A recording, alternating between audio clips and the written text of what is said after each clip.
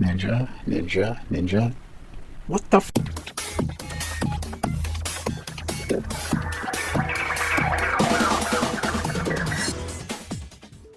Hi, I'm Mark, and Subliteral Network is my channel. I make art and comics, and you're very welcome to come in.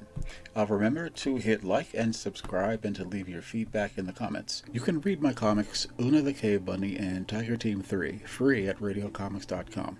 And all these links are in the description. Every week I post art to Instagram, Facebook, and Twitter.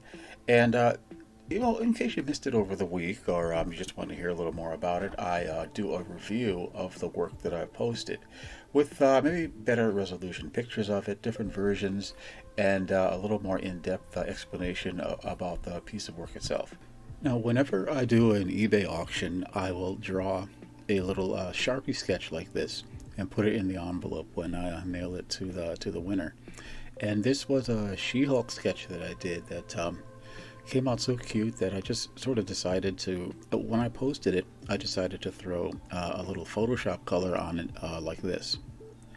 So it's very simple. I just wanted a piece of color work to post instead of this same old black and white thing that I might usually post.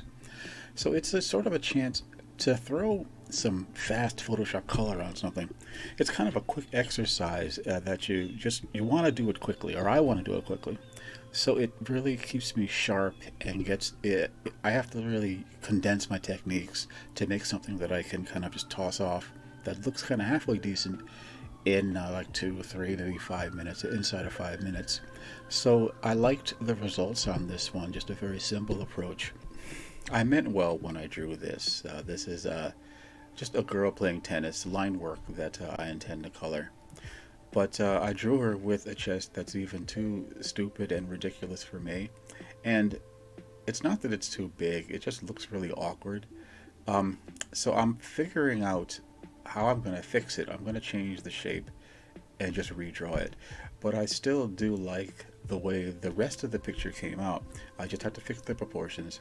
And so the only piece that I posted was the head. And okay, I guess just for the video, I'm going to show you quickly how the rest of it came out, even though I'm not particularly happy with it. And here it is. You see that, well, I don't know how you feel about it, but I just don't feel it works that well this way. And it'll be better if I'm a little more subtle with it. And I am, despite all appearances, capable of subtlety. A Sharpie drawing that I colored in Sketchbook Pro on one of my old tablets.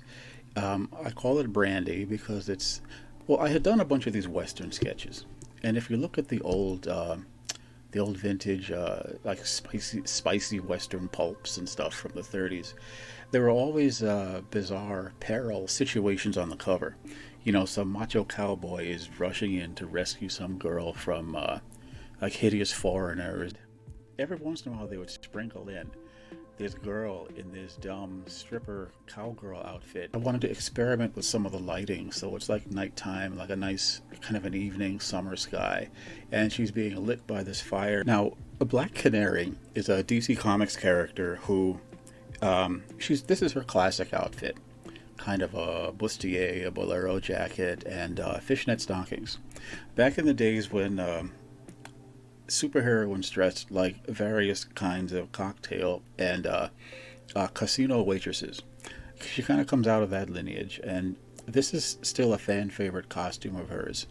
So I showed the pencil version of this before. This is the ink version, and I put a little band-aid on her face because she does a lot of martial arts and gets in fist fights and stuff. And that she used to have these like sonic powers. She had this voice. They go in and out with that voice. Sometimes they bring it back, sometimes they don't. She could issue some kind of paralyzing scream that would like disable her enemies, which I think she should still have. It's kind of, if she's just running around punching people in the street in fishnets, a lot of people do that in the comics, and it's not really particularly unique. So the sonic scream thing is something I think she should always have. Frank Frazetta used to draw comics back before he became a much more famous illustrator. He drew a strip called Thunda, which was just a kind of a take on the whole Tarzan King of the Jungle thing. And this was his. This is a pencil drawing of his girlfriend Fa, who was, she was a Frazetta girl, and she really kind of stood out from the strip. As far as I'm concerned, she was the star of the strip, and she spent most of her time warning Fa of danger in broken English and getting kidnapped by ape men, which was something that, oh, that's what jungle queens did back in the day before. Um, I don't know, before anybody did anything different with them. She had on, it was like a sweltering jungle, and she would wear this fur, like dress bikini thing, which must have been seriously hot and itchy. But it's comics, so no one cares. And I suppose the big giant, yeah, she did have that big giant split down the middle, which probably helped with the ventilation on those 100-degree days.